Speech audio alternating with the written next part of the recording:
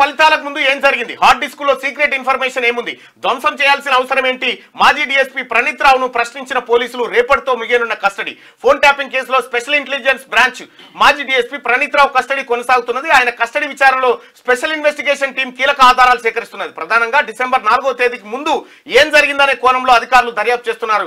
Assembly ఎన్నికల notification వచ్చినప్పటి నుంచి ఫలితాలు వచ్చే వరకు ప్రణీత్ రావుతో సంప్రదింపులు జరిపిన వారి వివరాలు సేకరిస్తా ఉన్నారు. ఎంటైర్ ప్రపంచంలోనే వికీలీక్స్ కంటే అత్యంత ప్రమాదకరంగా మొత్తం ప్రపంచంలోనే మానవ హక్కులకు భంగం కల్పించినటువంటి అత్యంత పెద్ద కేసు ఇది. ఇంకా ఈయన ఇప్పుడు ఇంకా చిన్న చేపనే ఇది. ఈయన చిన్న చేపనే.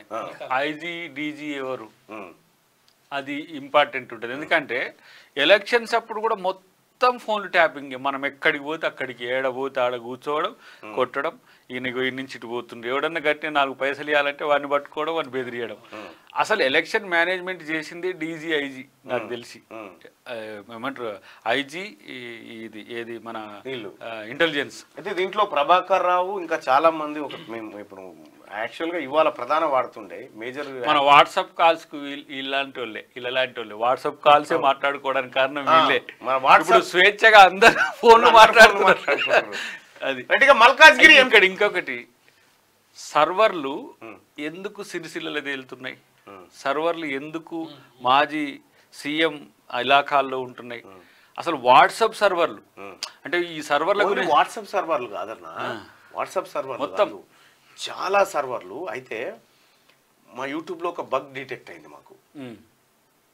దాన్ని ఎక్కడి నుంచి ఇంకా ఎవరు ఇన్సర్ట్ చేసిరని చేస్తే సిరిసిల్ల అడ్రస్ వచ్చింది. అంటే వస్తుంది అంటే వీళ్ళు ఏంటంటే సీక్రెట్గా దాచింది ఒకటి ఏంటంటే, ఇప్పుడు పెగాసిస్ అనేది ఒక కంపెనీ ఉంది, స్పైవేర్ అనేది దాని సాఫ్ట్వేర్.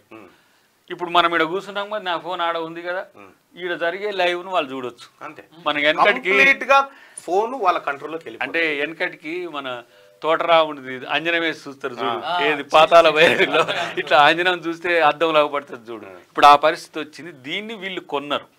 ఏది ఆ గవర్నమెంట్ ఇచ్చింది, సెంట్రల్ గవర్నమెంట్. అది పక్కన పెట్టి అసలు ఇక్కడ నేను అనేది ఏంటంటే, సర్వర్లు మొత్తం స్విస్ సర్వర్ల నుంచి మొదలు పెడితే ట్యాపింగ్కు ట్యాంపరింగ్కు మొత్తం వాడిన వ్యవస్థ గత ప్రభుత్వం. ఇప్పుడు దాన్ని ఫ్రీ చేసి పడేసినాం. ఇప్పుడు మన గవర్నమెంట్ వచ్చిన తర్వాత అసలు అదే దాని పేరేంది, ప్రగతి భవన్లో ఉండే వాటిని అన్నిటిని కూడా స్వాహా.